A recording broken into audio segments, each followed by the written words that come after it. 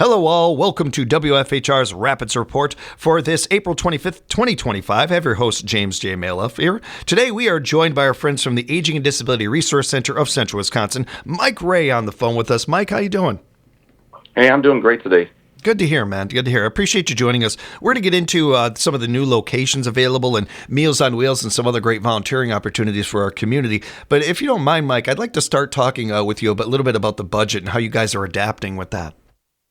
Absolutely. Yeah, I appreciate that opportunity to kind of talk about that. So, this is a really big time for us right now is, from a state perspective and also from the federal government perspective is, this is budget time, and right now there's a lot of different things that are floating out there and a lot of things that are going on that have, direct impacts to us at the ADRC and the work that we're doing.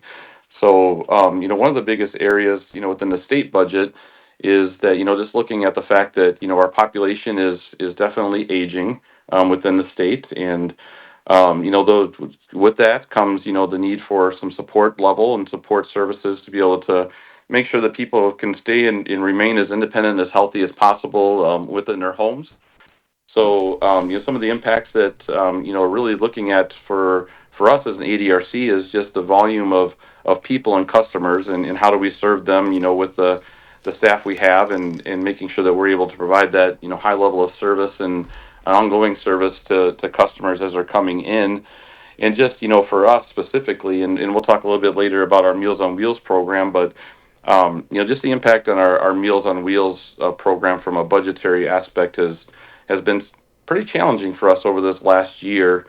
It's probably all of our services are great, but, having that ability to impact and connect with people, in their home for that meal is something that, a lot of times is that bridge to keep them within their home.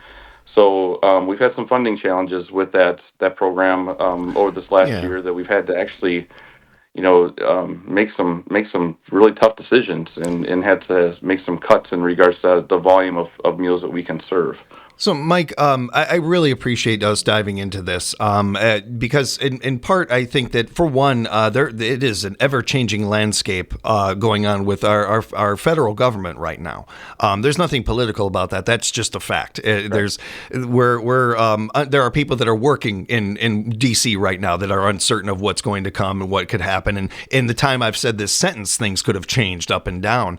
The way that things are affected on a federal level and a state level is really key going forward here, and how talking with our representatives and how certain things are Wisconsinites will not be affected by. So we're kind of almost coming on the other end of this, of the things that are being affected, and such key services are being drastically affected. Whether we're talking about the Wisconsin Rapids Family Center and domestic violence shelters around the country, or an organization like our ADRC and the work that they're doing there with Meals on Wheels and some of these things.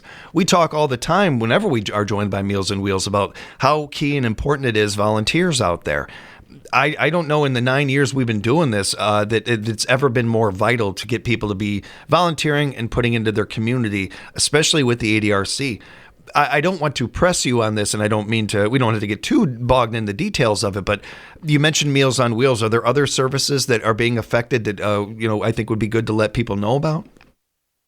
Yeah, so I mean, you hit it right on the nail on the head in regards to there's just a lot of information coming out, and trying to sift through that information to really digest, what is the true impact on us. So, and it's kind of a daily process in trying to see what's coming out of the federal government and the state government. But there is potential that it could impact our our healthy living. The work that we do for prevention-based classes and some things that that really help people stay, independent.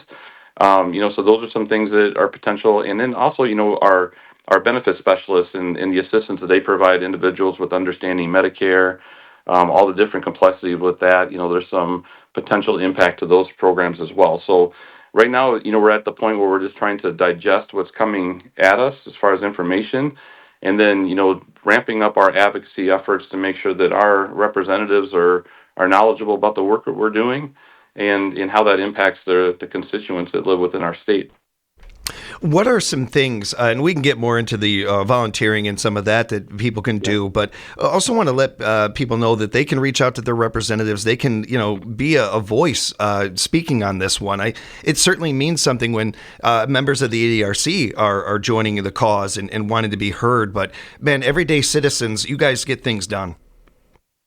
Yeah, absolutely. And that voice from citizens, from individuals who live within our communities, that is, and their stories and the impacts and things that have been done with them on a personal level, that really truly is, what's impacting legislation.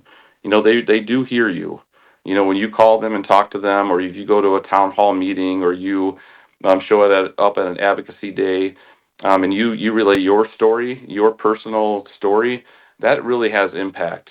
So I think that using that voice to connect with your elected officials, making sure that they understand, what it is that you value and how you value that and the impact it's had on you is really, kind of a really important, kind of a critical time right now for that to occur. We're speaking with Mike Ray from the Aging and Disability Resource Center of Central Wisconsin. And Mike, if you want, I thought we could move on to some of the new locations and fun Absolutely. opportunities for people in those areas. I want to start with the new location in Marshfield. How is that going? It's going great. We're I think we're just a week into that. So we moved into the location just over a week ago. It's definitely a downsize for us. We had a pretty large office building in the Marshfield area and moved into a smaller suite within the community center, the Second Street Community Center in Marshfield. And honestly, I think it's been a great fit for us. The community center, we have a dining site there. It has an very active senior center there. The Parks and Rec department is within that area as well. So it's just a natural fit for us to have customers that can access our offices within that suite. So that's been going great so far. Good to hear. When it comes to services that are available for the Marshfield residents now over there, similar to, if not the same services available here in Rapids in that? Yeah, it is. It's a little bit more limited. I'll be honest, just because of the amount of space that we have. So there are a couple of days that we do by appointment only. We definitely value having people call us or try to contact us by phone prior to just walking in, but we're always available for a walk-in during our open hours as well. It's a little bit different. It's a little shift in model, within the Marshfield community, but we had the opportunity to make sure that we had a presence there, that we can still provide, great service there, and really excited to see how this model fits and, just with a little bit reduced space for us. Mm-hmm. And certainly with it just opening, we're just kind of getting going over there, whether with this location. So we'll see what services and what things are going to come of that. But very excited and very happy for the staff and everybody over there getting to, open the doors and offer that. And the Marshfield Center is at 211 East 2nd Street, Suite 123 in Marshfield. They are open Monday, Tuesday, Thursday, 8 to 4, and also Wednesday and Friday by appointment, which you can make at 888-486-9545. That's 888-486-9545. You can find this information at adrc-cw.org. Get that out there again before we wrap up, because I wanted to get to the Wausau location as well, Mike. Yeah, so we had a big move within our Wausau location as well. We had been in a former building for, about 8 years. So we moved back. It was kind of a moving back to, but we moved to what was formerly known as the North Central Healthcare Campus within Wausau, which is a pretty large campus. But have a lot of different county departments that we can, connect with, collaborate with, that are just down the hall from us now. So it's been a great move for us as well. It's more accessible for our customers. It's definitely easier to get to in regards to getting into the building. So we're really excited about that as well. And just the service that we can provide for our customers, I think, is going to be great moving forward. And with us talking about budget cuts and everything to start with and everything, and then talking about these new locations, one of the things that comes to mind for me is these locations are going to need volunteers. They're going to need people helping out, and we know how great our local communities and ours here in Rapids are about that. I wanted to wrap up with you a little bit, Mike, talking about some of the volunteer opportunities and ways people can really put back into their community, just taking a couple hours out of their day. Absolutely. Volunteer, we We absolutely cannot do the work that we do without volunteers in so many different areas within our organization. So obviously the biggest one is in regards to our Meals on Wheels program and the whole operation of that, whether it's packaging meals or actually delivering meals within our community. And it's always a great opportunity. The feedback I get from volunteers that do that is just amazing, and the impact it has on them and the participant as well. But we also have other opportunities for volunteering within our organization. We have individuals who are coming in to do some, office support or just connecting and doing short-term projects. So we don't turn volunteers away. You want to make sure that we try to find an opportunity for them.